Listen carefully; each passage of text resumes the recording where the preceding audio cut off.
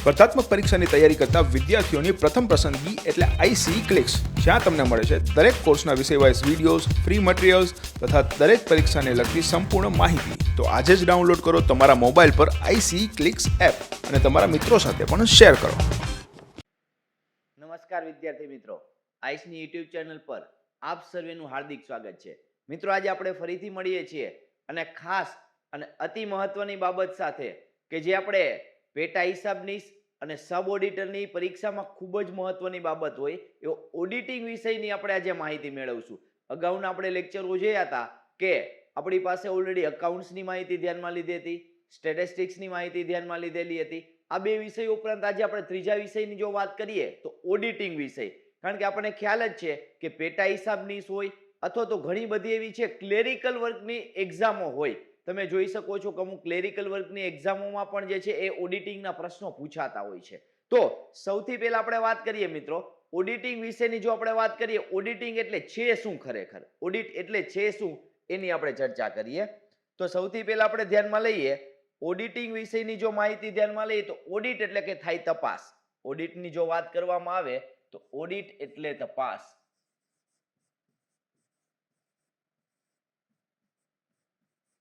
તો તપાસ કેની તપાસ? કોઈ વ્યક્તિની તપાસ કરવામાં આવે, કોઈ શહેરની તપાસ કરવામાં આવે, તો એવું કોઈ વસ્તુ નથી. આ વસ્તુ એટલે કે હિસાબોની તપાસ. તપાસ શબ્દ આવે પણ સાથે સાથે શબ્દ કયો આપવો પડે? હિસાબોની તપાસ. એટલે કે લખાયેલા હિસાબો હશે એની શું કરવામાં આવે છે? તપાસ કરવામાં આવે છે. તો આટલું યાદ રાખવાનું થશે કે જ્યારે જ્યારે તમને ઓડિટ શબ્દ આવે ત્યારે તપાસની વાત થશે, પણ તપાસ એટલે કેની થશે? તો કે લખાયેલા જે હિસાબો છે એની તપાસ. તો આનો અર્થ એવો, ઓડિટ શબ્દ છે એ અકાઉન્ટ સાથે જોડાયેલો શબ્દ છે કે અકાઉન્ટ્સની સાથે મર્જ થયેલો શબ્દને આપણે ઓડિટ શબ્દ કહીએ છીએ. હવે આપણે અકાઉન્ટ્સ ભણતા હતા ત્યારે ખાસ અતિ મહત્વની બધી બાબતો ધ્યાનમાં લીધેલી હતી. અકાઉન્ટ્સની આપણે શરૂઆતથી વાત કરેલી હતી. તો શરૂઆતમાં આપણે જો વાત કરીએ તો સૌથી પહેલી વાત કે સૌથી પહેલા વ્યવહાર વિશે માહિતી લીધી હતી. વ્યવહાર એટલે શું? તો વ્યવહારોના પ્રકાર ધ્યાનમાં લીધા હતા. વ્યવહારોના પ્રકારો એટલે કે કોઈ પણ પ્રકારનો વ્યવહાર થતો હોય એ જુદા જુદા પ્રકારનો વ્યવહાર હોય. જેમ કે આપણે જોવા જઈએ આર્થિક વ્યવહાર છે કે બિન આર્થિક. આર્થિકમાં જોવા જઈએ તો રોકડ વ્યવહાર છે, ઉધાર વ્યવહાર છે, અન્ય પ્રકારનો વ્યવહાર છે. કેવો વ્યવહાર છે એ વ્યવહારના પ્રકારને ધ્યાનમાં લીધો હતો. વ્યવહારના પ્રકાર ઉપરથી આગળ વધીએ એટલે એ વ્યવહારના પ્રકાર નક્કી થયા બાદ એ વ્યવહારની શું કરવામાં આવે છે? નોંધ નક્કી કરવામાં આવે છે, જેને આપણે શું કહીએ છીએ? આમ નોંધ તરીકે ઓળખીએ છીએ.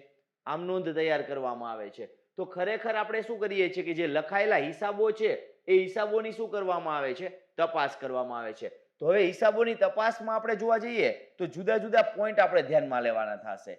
જુદા જુદા પોઈન્ટની જો વાત કરીએ તો સૌથી પહેલો પોઈન્ટ આપણે એ ધ્યાનમાં લેવાનો થશે કે લખાયેલા હિસાબોમાં સૌથી પહેલી બાબત આપણે જોઈ હતી કે વાઉચર હોય.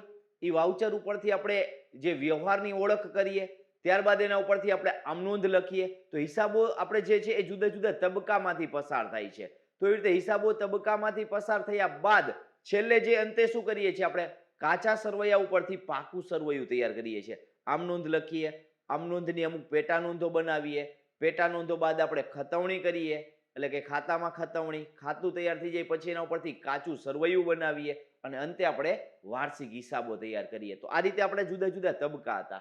હવે વાત કરીએ ઓડિટ જ્યારે આવે તો ઓડિટ એટલે શું થશે? હિસાબોની તપાસ. હવે ખાસ કરીને ઓડિટની જો વાત કરીએ તો એમાં બે શબ્દ જોડાયેલા છે. ઓડિટની જો વાત કરવામાં આવે તો મુખ્ય બે શબ્દની વાત થશે. એ બે શબ્દમાં વાત કરીએ તો ઓડિટ બે રીતે થાય છે. કેવી રીતે? તો કે નામાના સિદ્ધાંતોનું ઓડિટ. નામાના સિદ્ધાંતોનું ઓડિટ એટલે કે નામાના સિદ્ધાંતો મુજબ હિસાબો લખાયા છે કે નહીં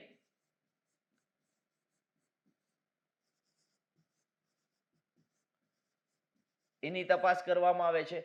અને બીજી વસ્તુ ધ્યાનમાં લેશું તો હવે હિસાબો આ નામાના સિદ્ધાંતો મુજબ લખાય છે કે નહીં એ ઉપરાંત જોવામાં આવે છે કે સાચાપણાના જે છે વાજબીપણાની ચકાસણી એટલે કે હિસાબોના વાજબીપણાની ચકાસણી.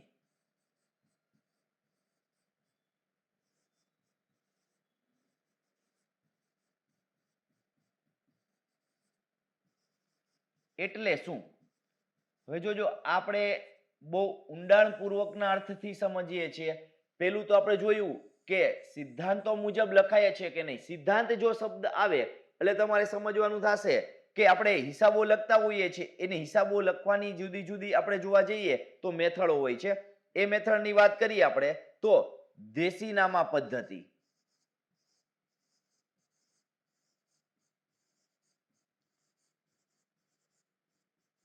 અને બીજી મેથડની વાત કરીએ તો દ્વિનોંધીનામા પદ્ધતિ.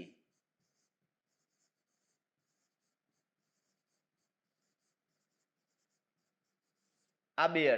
હવે આમાંથી આપણે જોવા જઈએ તો પહેલાના સમયમાં જે છે એ દેશીનામા પદ્ધતિએ હિસાબો રાખવામાં આવતા હતા.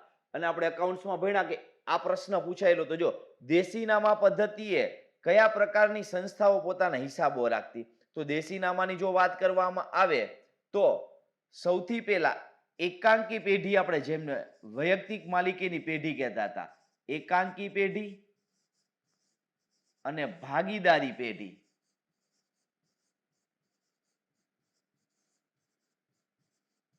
આ પ્રશ્ન પૂછાયેલો છે મિત્રો, ખાસ યાદ રાખજો કે દેશીનામા પદ્ધતિ મુજબ હિસાબો તૈયાર કોણ કરતા? તો કે એકાંકી પેઢી અને ભાગીદારી પેઢી.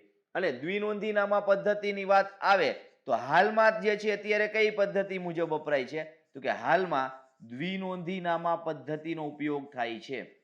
હાલમાં આ પદ્ધતિનો ઉપયોગ થાય છે. એટલે મોટા ભાગના જે ધંધાકીય એકમ હોય, પછી હાલમાં જે ભાગીદારી પેઢી હોય તોય ભલે, હાલમાં એકાંકી પેઢી હોય તોય ભલે, અને કંપની સ્વરૂપ હોય તોય ભલે, આ બધી જગ્યાએ તમે જોવા જાશો તો એકાંકી પેઢી હોય, ભાગીદારી હોય કે કંપની હોય, દ્વિનોંધીનામા પદ્ધતિની વાત થશે.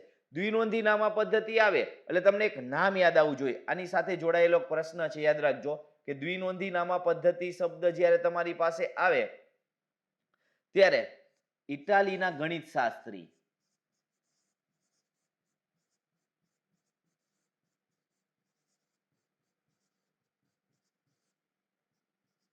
લ્યુકા અથવા તો લ્યુકાસ ડી પેસિઓલી,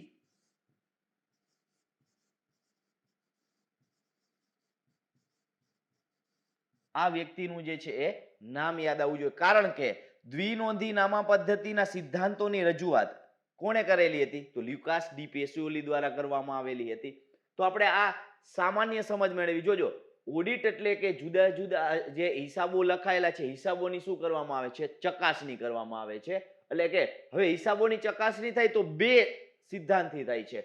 એક તો નામાના સિદ્ધાંતો મુજબ યોગ્ય લખાયેલા છે કે નહીં, એટલે દ્વિનોંધીનામા પદ્ધતિ મુજબ લખાય છે કે નહીં એ રીતે. અને બીજું, હિસાબોમાં વાજબીપણું. વાજબીપણું એટલે શું? હવે ઉદાહરણ તરીકે લઈએ, કોઈ ઓડિટર જે છે હિસાબોની તપાસ કરતો હોય, એટલે કે હિસાબોની તપાસ કરતો હોય ત્યારે કેવી તપાસ કરવાની થશે કે કોઈ પણ ધંધામાં ધારો કે સ્ટેશનરી ખર્ચ છે, સ્ટેશનરી ખર્ચ 5,000 રૂપિયા થયો હોય, અથવા તો આપણે બતાવીએ કે 50,000 રૂપિયા સ્ટેશનરી ખર્ચ બતાવવામાં આવેલો છે, 50,000 રૂપિયા સ્ટેશનરી ખર્ચ થયેલો છે. તો આના વાજબીપણાની ચકાસણી કરે છે કે ખરેખર કે જે ધંધાનું સ્વરૂપ છે એ ધંધાના સ્વરૂપ પ્રમાણે 50,000 રૂપિયા સ્ટેશનરી ખર્ચ થવો જોઈએ નહીં. એટલે એનો અર્થ એવો કે ઓડિટર આનું પણ ધ્યાન જે છે એ જે વહીવટી કરતા અથવા સંચાલકો છે અથવા તો મેનેજ કરનારા વ્યક્તિઓ છે, સંચાલકોનું ધ્યાન દોરે છે. એટલે કે સંચાલકોનું ધ્યાન કેના તરફ દોરે છે? તો કે ખરેખર જે ખર્ચ થવો જોઈએ એના કરતા વધારે પ્રમાણમાં થયો છે. સ્ટેશનરી ખર્ચ છે, સિદ્ધાંતની દ્રષ્ટિએ તમે જોવા જાવ, સ્ટેશનરી ખર્ચ નફા નુકસાન ખાતામાં ઉધાર રાખ્યો છે, તો એ સિદ્ધાંતની દ્રષ્ટિએ સાચો છે. 50,000 લખ્યો છે એ સાચો છે. આની આપણે નોંધની વાત કરવામાં આવે તો આ લખ્યો છે ક્યાં? તો કે આ લખ્યો છે નફા નુકસાન ખાતે ઉધાર.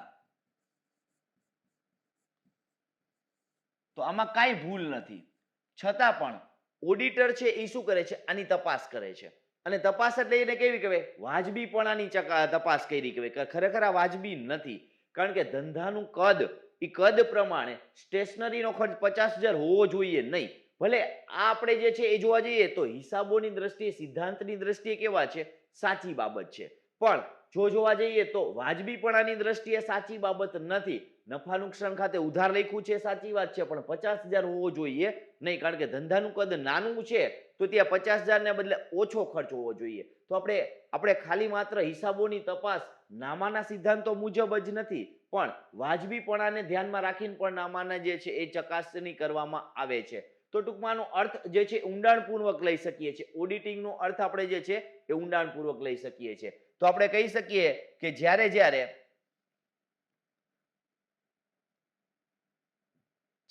આપણે જે છે એ ઓડિટ શબ્દનો અર્થ આવે ને ત્યારે આ બધી વસ્તુને ધ્યાનમાં લેવાની. ઓડિટ એટલે શું થશે એની વ્યાખ્યા આપણે જોવા જઈએ. વ્યાખ્યામાં તમને ઘણી વખત પ્રશ્ન પૂછાતો હોય, ધ્યાન રાખજો. ઓડિટની વ્યાખ્યામાંથી પણ પ્રશ્ન આવી શકે છે.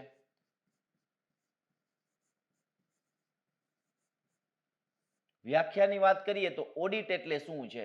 તો કે ઓડિટ એટલે કે ધંધાનું પરિણામ જાણવું અને ધંધાની આર્થિક પરિસ્થિતિ, આ બે શબ્દ. ધંધાનું પરિણામ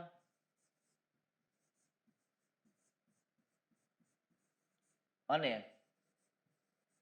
ધંધાની આર્થિક પરિસ્થિતિ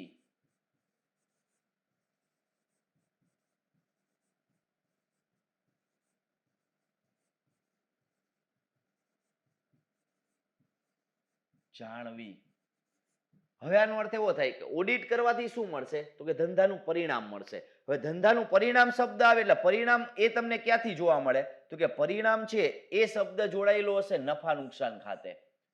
નફા નુકસાન એટલે કે નફો કે નુકસાન નક્કી કરો એને શું કહેવામાં આવે છે? પરિણામ કહેવામાં આવે છે. એટલે એનો અર્થ એવો કે નફો કે નુકસાન. તો આ ક્યાંથી નક્કી થાય છે? તો કે આ નફા નુકસાન ખાતેથી નક્કી થાય છે. અને આર્થિક પરિસ્થિતિ એટલે શું થશે કે ધંધામાં મિલકતો અને દેવાની પરિસ્થિતિ ચોક્કસ સમયના અંતે એટલે વર્ષને અંતે મિલકતો અને દેવાની પરિસ્થિતિ એને કહેવામાં આવે છે આર્થિક પરિસ્થિતિ. તો એ કેના આધારે નક્કી થાય છે? તો કે પાકા સરવૈયાને આધારે.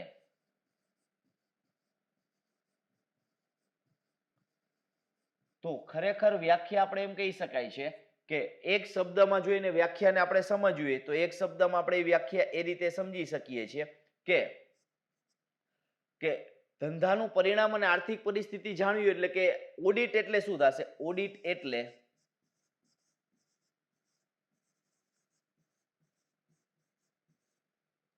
ધંધાનું નફા નુકસાન ખાતું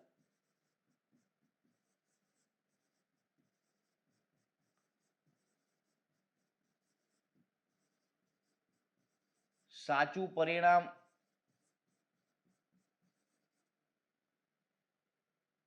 દર્શાવે છે કે કેમ?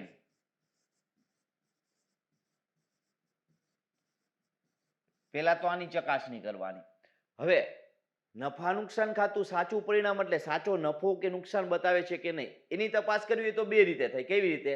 તો આપણે જોયું સૈદ્ધાંતિક રીતે જોવાની અને વાજબીપણાની રીતે જોવાની થશે. તો આ રીતે નાના નાના પ્રશ્ન તમને ક્લિયર કરો તો તમને ક્લિયર થતું જશે. બીજી વસ્તુ એ જોઈએ કે ઓડિટ એટલે હારે હારે તમે શું થશે? ધંધાનું નફા નુકસાન ખાતું તથા પાકું સરવૈયું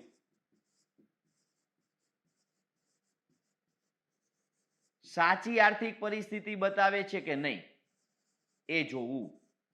સાચી આર્થિક પરિસ્થિતિ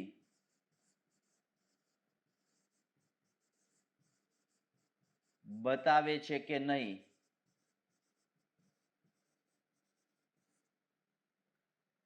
તે ચકાસવું.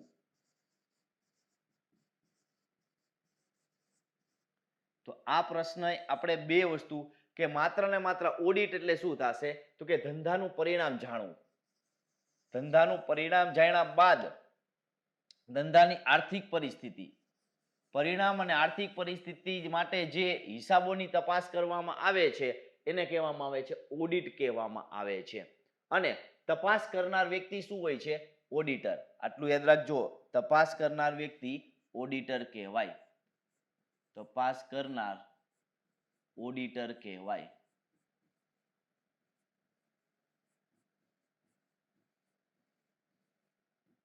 હવે આપણે આ બાબત ધ્યાનમાં લીધી. હવે એક બીજી બાબત ધ્યાનમાં લઈએ કે જ્યારે તમે ઓડિટ કરો છો ત્યારે કઈ કઈ બાબતનું ઓડિટ કરવામાં આવે છે. તો કઈ કઈ બાબત જોઈએ આપણે?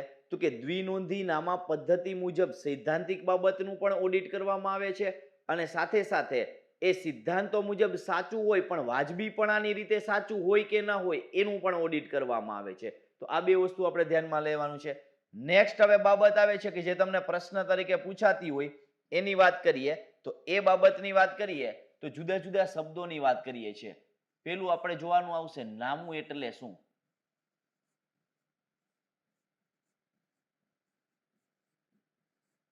અહીંથી આપણે જોઈએ. પછી બીજો અર્થ આપણે જોવા જઈએ તો બીજું એક છે નામા પદ્ધતિ એટલે શું.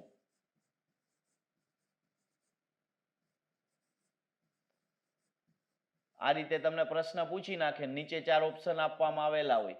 પછી આપણે જોવા જઈએ ત્રીજો અર્થ આપણે જોવા જઈએ. ત્રીજો અર્થ આપણને એવો કહેવામાં આવશે કે ઓડિટ એટલે શું.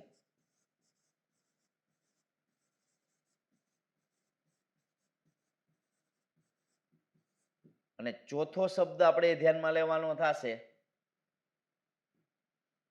અન્વેષણ એટલે શું.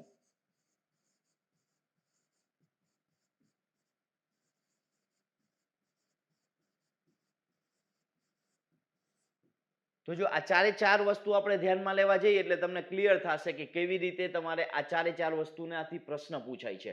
તો નામું એટલે શું. તો સૌથી પહેલી જો આપણે વાત કરીએ નામા વિશે આપણે વાત કરીએ તો નામાના પ્રશ્નમાં આપણે એમ કહી શકીએ છીએ નામું એટલે શું થશે તો કે હિસાબો લખવાની કળા.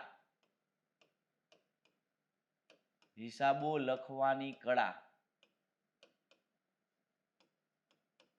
હવે હિસાબો લખવાની કળાને આપણે ધ્યાનમાં લેવું હોય તો આપણે એમ કહી શકીએ છીએ કે હિસાબો લખવાની કળા પણ કેવી રીતે તો કે આપણે એને એક જુદા જુદા તબક્કા વાઇઝ આપણે અલગ પાડી શકીએ છીએ. કેવી રીતે અલગ પાડી શકીએ છીએ તો સૌથી પહેલા આપણે તબક્કા ધ્યાનમાં લેવા જઈએ તો સૌથી પહેલો તબક્કો શેનો હોય છે તો કે વાઉચરનો હોય છે. યાદ રાખજો સૌથી પહેલો તબક્કો એટલે વાઉચરના તબક્કાથી લઈ વાઉચરથી કાચા સરવૈયા સુધીનો તબક્કો.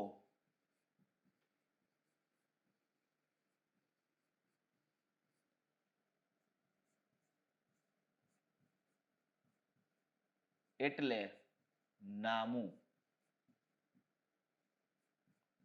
તો પ્રશ્ન તમને અહીંથી પૂછાય, તમને એવો પ્રશ્ન પૂછાય કે નામું એટલે શું. ઓપ્શન એ આપવામાં આવેલો હોય કે વાઉચર થી લઈને આમનોંધ સુધીનો તબક્કો.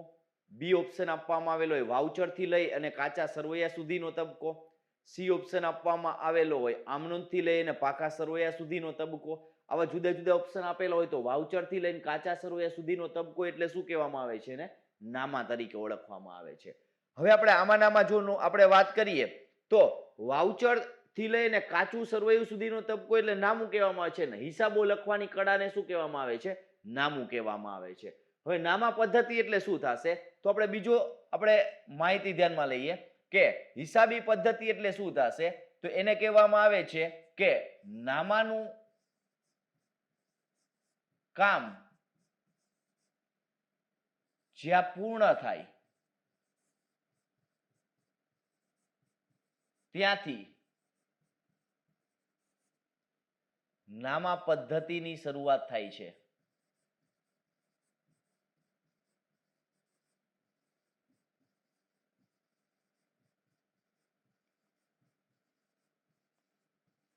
તો ખાસ આટલું યાદ રાખવાનું થશે કે નામાનું કામ જ્યાં પૂર્ણ થશે ને ત્યાંથી શું થાય છે નામા પદ્ધતિની શરૂઆત થાય છે. તો આ બે બાબત ઉપર ખાસ યાદ રાખજો કે જ્યારે જ્યારે તમને પ્રશ્ન તરીકે પૂછાતું હોય તો કેવી રીતે આ પ્રશ્ન તરીકે પૂછાય છે. હવે આપણે કહીએ કે નામાનું કામ જ્યાં પૂર્ણ થાય છે ત્યાંથી નામા પદ્ધતિની શરૂઆત થાય છે. તો નામા પદ્ધતિ એટલે શું તો નામા પદ્ધતિ એટલે એક શબ્દમાં આપણે કહીએ કે વાર્ષિક હિસાબો તૈયાર કરવા. નામા પદ્ધતિને આપણે બીજો શબ્દમાં શું કહી શકીએ છીએ કે વાર્ષિક હિસાબો તૈયાર કરવા.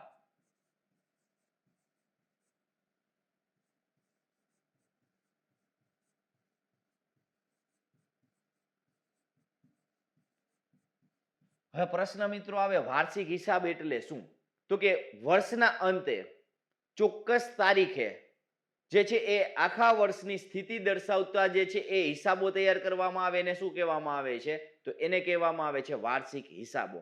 વાર્ષિક હિસાબો તૈયાર કરવામાં આવે તો કઈ કઈ બાબત તૈયાર કરવાની હોય છે તો આપણે વાર્ષિક હિસાબોમાં સૌથી પહેલી બાબત આપણે જોવા જઈએ તો વાર્ષિક હિસાબોમાં સૌથી પહેલી બાબત એ છે કે વેપાર ખાતું તૈયાર કરવામાં આવે છે. બીજું ખાતાની વાત કરીએ તો નફા નુકસાન ખાતું તૈયાર કરવામાં આવે છે.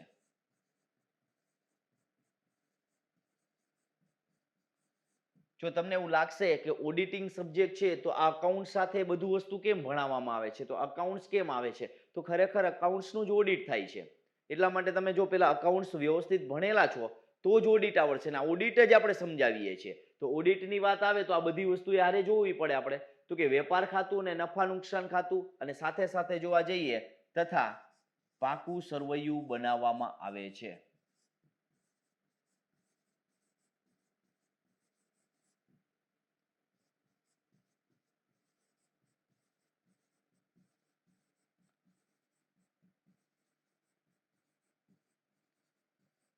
તો આટલી વસ્તુ આપણને ક્લિયર થઈ ગઈ કે જ્યારે જ્યારે આપણને પ્રશ્ન પૂછાય કે નામા પદ્ધતિ એટલે શું થશે, નામા પદ્ધતિ એટલે વાર્ષિક હિસાબ તૈયાર કરવા. નામા પદ્ધતિ એટલે વાર્ષિક હિસાબ. હવે પ્રશ્ન આવ્યો વાર્ષિક હિસાબમાં કઈ કઈ બાબતનો સમાવેશ થાય, આવો પ્રશ્ન આવે તો કઈ કઈ બાબત આવે, વેપાર ખાતાનો, નફા નુકસાન ખાતાનો અને પાકા સરવૈયાનો સમાવેશ થાય છે. અથવા તો બીજો શબ્દ કે નામાનું કામ જ્યાંથી પૂર્ણ થાય છે ત્યાંથી કોનું કાર્ય શરૂ થાય છે, તો કે નામા પદ્ધતિ. નામા પદ્ધતિ એટલે શું થશે, તો કે જે આપણી પાસે ઓલરેડી વાઉચર થી લઈને કાચા સરવૈયા સુધીની જે વિગતો હતી એને ચોક્કસ પ્રકારે જે છે હિસાબોમાં લખવાની જે છે એ માહિતી એને કહેવામાં આવે છે નામા પદ્ધતિ કહેવામાં આવે છે. તો આવી રીતે વેપાર ખાતું, નફા નુકસાન ખાતું ને પાકું સરવૈયું તૈયાર કરવામાં. હવે અહીંથી પણ પ્રશ્ન નીકળે મિત્રો. કેવો પ્રશ્ન નીકળે, વેપાર ખાતું અને નફા નુકસાન ખાતું જે છે ને એ આખા વર્ષ દરમિયાન તૈયાર થાય છે. આ છે એ શું છે, વેપાર ખાતું અને નફા નુકસાન ખાતું છે એ સમગ્ર વર્ષ દરમિયાન તૈયાર થાય છે. એટલે કે આખા વર્ષના વ્યવહારો પેલા નોંધાય છે. એટલે કે આને આપણે કહી શકીએ છીએ કે આ બંને છે એ સમગ્ર વર્ષ દરમિયાન તૈયાર થાય છે. સમગ્ર વર્ષ, વર્ષ એટલે એનો અર્થ એવો સમયગાળો, હિસાબી સમયગાળા દરમિયાન તૈયાર થાય છે.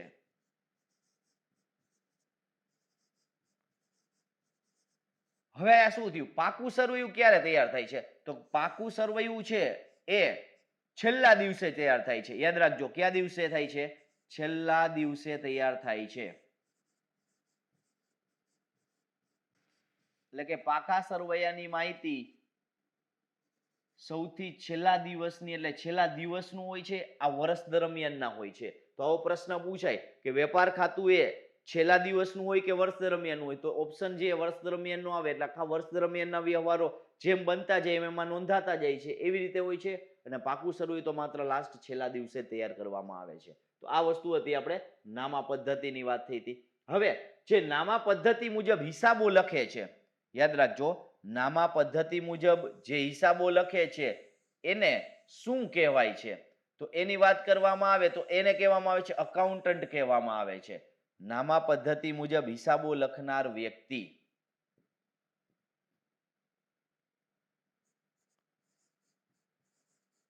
નામા પદ્ધતિ મુજબ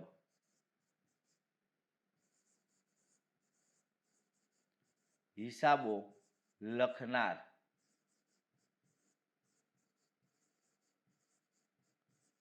એટલે એ કોણ હોય છે, તો કે એને કહેવામાં આવે છે હિસાબનીશ કહેવાય છે.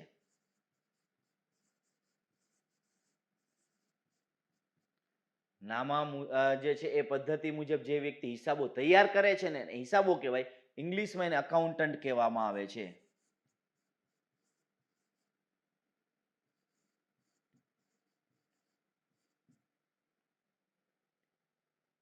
તો આ રીતે આપણે એટલું યાદ રાખવાનું થશે કે ઘણી વખત તમને આ નાના નાના પ્રશ્ન આવતા હોય તો એમાંથી પ્રશ્ન પૂછાતા હોય તો તમે ઘણી વખત આવું ડિટેલમાં ન સમજેલા હોય તો તમને ઘણી વખત મુશ્કેલી ઉદ્ભવતી હોય છે.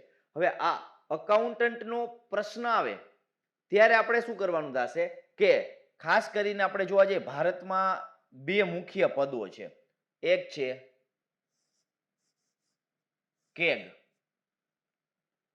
આને કહેવામાં છે comptroller and auditor general of India, એટલે કે ઓડિટનો સૌથી ઊંચામાં ઊંચું પદ. તો યાદ રાખજો. પછી એમાં કહેવામાં આવે છે controller and accountant general of India. Controller and accountant general. હવે અકાઉન્ટન્ટ જનરલની જ્યારે વાત કરવામાં આવે અને કેગની વાત કરવામાં આવે, આ બંનેની વસ્તુ આપણે થોડુંક આગળ જતા ધ્યાનમાં લઈ લેશું, પણ આ બે વસ્તુનો તફાવત છે, યાદ રાખજો. એક અકાઉન્ટન્ટ જનરલ છે અને એક જે છે કંટ્રોલર એન્ડ ઓડિટર જનરલ છે. તો આવી રીતે કેગની વાત કરશું આપણે અને અકાઉન્ટન્ટ જનરલની પણ આપણે વાત કરવામાં આવશે. હવે આ બે વસ્તુ શું છે, એ બંનેના પદ કયા છે, એ આગળ જતા ખ્યાલ આવશે. હવે આ બે આપણે જોયું, નામું એટલે શું, નામા પદ્ધતિ એટલે શું. ત્રીજી બાબત ધ્યાનમાં લેવા જઈએ તો ઓડિટ એટલે શું. ત્રીજી બાબતની જો વાત કરીએ તો ઓડિટ એટલે શું.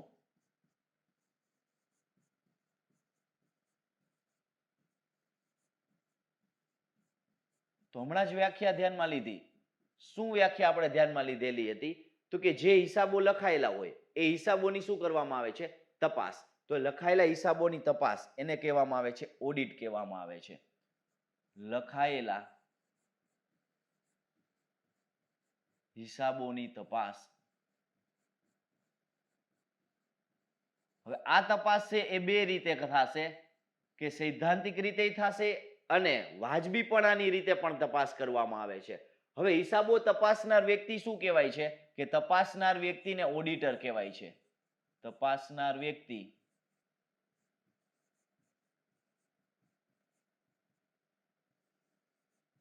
ઓડિટર કહેવાય છે.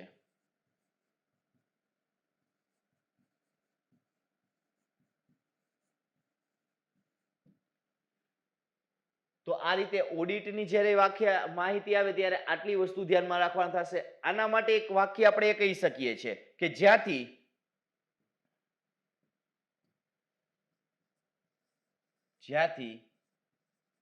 નામા પદ્ધતિનું કાર્ય પૂર્ણ થાય, નામા પદ્ધતિનું કાર્ય પૂર્ણ થાય ત્યાંથી ઓડિટનું કાર્ય શરૂ થાય છે.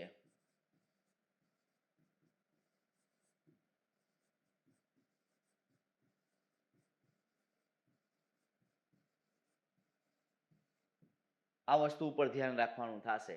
તો ઓડિટ એટલે શું છે, એની હારે જોડાયેલા 3 કે 4 તથ્યો ધ્યાનમાં લેશો તો એમાં જે છે તમને પ્રશ્ન પૂછાતા હોય તો ક્લિયર થશે. હવે ઓડિટ એટલે લખાયેલા જેટલા હિસાબો છે એની તપાસ કરે છે. તપાસ કરનાર વ્યક્તિ ઓડિટર કહેવાય છે. જ્યાંથી નામા પદ્ધતિનું કાર્ય પૂર્ણ થાય છે ત્યાંથી ઓડિટનું કાર્ય શરૂ થાય છે. ત્યારબાદ જોવા જઈએ, ઓડિટનો ચોક્કસ સમયગાળો હોય છે. ઓડિટ જે છે ચોક્કસ સમયને અંતે કરવામાં આવે છે. એટલે કે તમે જોવા જશો 1 વર્ષ પૂરું થાય ત્યારે જે છે એ ઓડિટ કરવામાં આવતું, એટલે કે ચોક્કસ સમયને અંતે થતું હોય છે.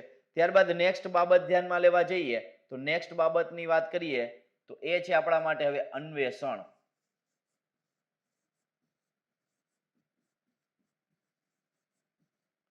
એટલે શું?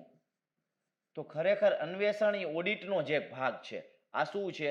ઓડિટનો જ એક ભાગ છે.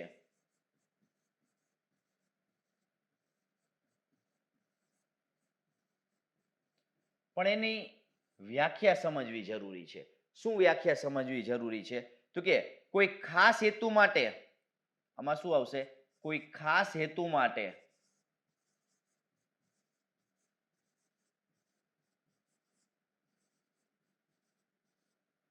હિસાબોની તપાસ કરવામાં આવે.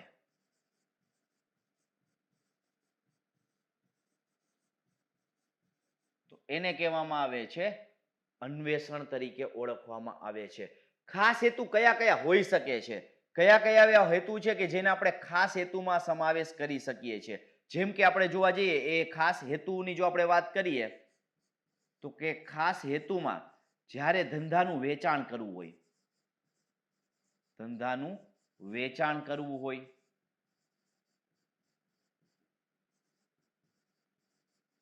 અથવા તો આ સામે પક્ષે એવું કહી શકીએ કોઈ ધંધાને ખરીદી કરવી હોય, અથવા તો આપણે એમ કહી શકીએ કે નવા ભાગીદારી પેઢી હોય તો નવા ભાગીદારનો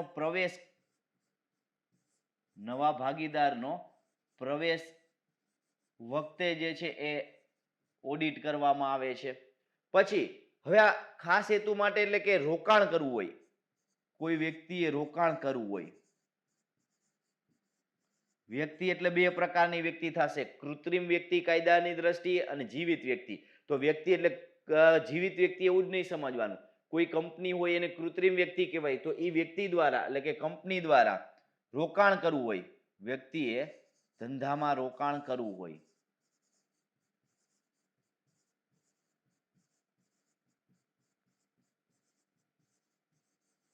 વગેરે જે બધી બાબતો છે એ બધી બાબતોની જો વાત કરીએ તો એ બધી બાબતો શેના માટે છે? તો ખાસ હેતુ કહેવાય. અને એના માટે થઈને હિસાબોની તપાસ કરવામાં આવે તો એને શું કહેવામાં આવે છે? તો કે ઓડિટનો જે ભાગ ગણવામાં આવે છે. તો આ ખાસ હેતુ માટે હિસાબોની તપાસ થાય છે, લાંબા ગાળે કરવામાં આવે છે. ધ્યાન રાખજો, ક્યારે કરવામાં આવે છે? કોઈ એક લાંબા ગાળે કરવામાં આવે છે. તો આ હિસાબોની તપાસ લાંબા ગાળે થાય છે. હિસાબોની તપાસ કે તપાસનો ગાળો લાંબો હોય છે.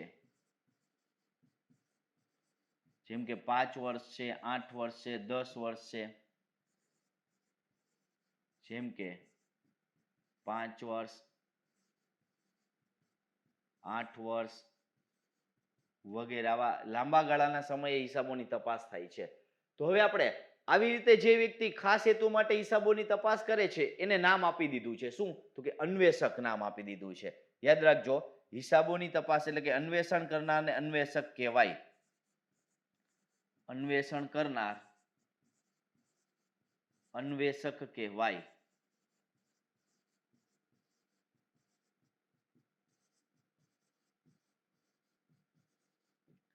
તો આટલી વસ્તુ ધ્યાનમાં લેવાની થશે કે જ્યારે જ્યારે ઓડિટ કે અન્વેષણની વાત આવે તો આવા ટોપિક યાદ હોય તો તમે આના આધારે પ્રશ્ન પૂછાતો હોય, એમાં વિકલ્પો આવતા હોય, એમાં વિધાનવાળા વિકલ્પો આવતા હોય કે અન્વેષણને નીચેનામાંથી કયા વિકલ્પો લાગુ પડે છે. તો એનો અર્થ એવો કે અન્વેષણ એટલે શું થાય છે? ઓડિટનો જ એક ભાગ છે, પણ ખાસ હેતુ માટે હિસાબોની તપાસ થાય છે. ખાસ હેતુ કેવા? ધંધાનું વેચાણ કરવાનું હોય તો વેચાણ કરવાનું હોય ને ઓડિટ કરીએ આપણે તો છેલ્લા લાંબા સમયના એટલે 3-4 વર્ષના, 5-7 વર્ષના હિસાબો તપાસવાના થાય. એટલે જેથી કરીને કોઈ વ્યક્તિએ ધંધો લેવો છે તો છેલ્લા 4-5 વર્ષની સ્થિતિ છે કેવી, સારી સ્થિતિ, નફાકારકતાની સ્થિતિ છે કે નહીં, એ ચેક કરીને ધંધામાં રોકાણ કરતા હોય છે. તો નવી ભાગીદારનો પ્રવેશ કરતો હોય, નવો ભાગીદાર ક્યારે પ્રવેશ થાય? તો કે છેલ્લા વર્ષોમાં ધંધાની પરિસ્થિતિ સારી હોય તો એ જે છે એ પ્રવેશ કરતો હોય છે. તો એના માટે આ પ્રકારનું અન્વેષણ કરવામાં આવે છે. અને હિસાબોનું અન્વેષણ કરનાર વ્યક્તિ શું કહેવાય છે? અન્વેષક તરીકે ઓળખાય છે. તો હવે 4 કે 5 પોઈન્ટ લેશું એટલે આની સાથે જોડાયેલો પ્રશ્ન આવે તો તમે વ્યવસ્થિત રીતે જવાબ આપી શકો છો. તો 4 પોઈન્ટ આપણે ધ્યાનમાં લીધા મિત્રો, અને બેઝિક પોઈન્ટ હતા નામું એટલે શું, નામા પદ્ધતિ એટલે શું છે, ઓડિટ એટલે શું છે, અને અન્વેષણ એટલે શું છે. આટલી વસ્તુ ધ્યાનમાં લેવાની. પણ હવે આપણે ધ્યાનમાં લેવા જઈએ તો જ્યારે તમે અકાઉન્ટ્સ કે ઓડિટિંગ ભણો ત્યારે તમારે આટલું ધ્યાનમાં લેવાનું થશે. શું ધ્યાનમાં લેશું આપણે? તો સૌથી પહેલા આપણે જોવા જઈએ છીએ કંપની ધારાની વાત કરીએ. કંપની ધારો 1956 છે ને, આ જૂનું કંપની ધારો છે. આ કંપની ધારો કેવો છે? તો કે જૂનો કંપની ધારો. એટલે કે આ કંપની ધારા જે છે એમાં સુધારો કરીને નવો કંપની ધારો જે છે એ સરકાર દ્વારા અમલમાં લાવવામાં આવેલો છે. અને એ કંપની ધારાની જો વાત કરવામાં આવે તો હવે આ કંપની ધારા મુજબ જે છે એ કંપનીના હિસાબો ધ્યાનમાં લેવામાં નથી આવતા. અને એ જોવા જઈએ તો કંપની ધારો 2013 એ ધ્યાનમાં લેવાનો થશે. એટલે ઘણી વખત તમે જૂના લોકો જૂના કોર્સમાં ભણી ગયા હોય તો 1956 કંપની ધારા મુજબ ભણેલા હશે, તો 2013 કંપની ધારો નવો છે એની જોગવાઈઓ ધ્યાનમાં લેવાની. ત્યારબાદ આપણે જોવા જઈએ એક બીજી વસ્તુ છે કંપની નિયમ 2014. આને બહુ ખાસ ધ્યાન રાખજો, કંપની નિયમ 2014. તો આ નિયમોને ધ્યાનમાં લેવાના છે. કંપની નિયમ 2014 આને પણ ધ્યાનમાં લેવાના છે. અને નેક્સ્ટ છેલ્લી બાબતની જો વાત કરું, છેલ્લી માહિતી ધ્યાનમાં લઈએ તો એ માહિતી છે એને કહેવામાં આવે છે SEBI, securities and exchange board of India, કે જેની સ્થાપના 1991 માં થયેલી છે.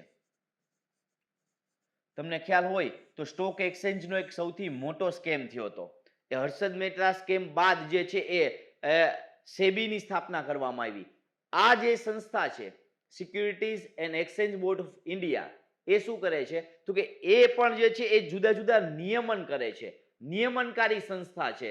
સ્ટોક માર્કેટનું નિયમન કરતી પ્લસ જે છે કંપનીઓ, એટલે આવી રીતે જોવા જઈએ તો ખાસ કરીને કોર્પોરેટ લેવલનું નિયમન કરતી સંસ્થા છે સેબી.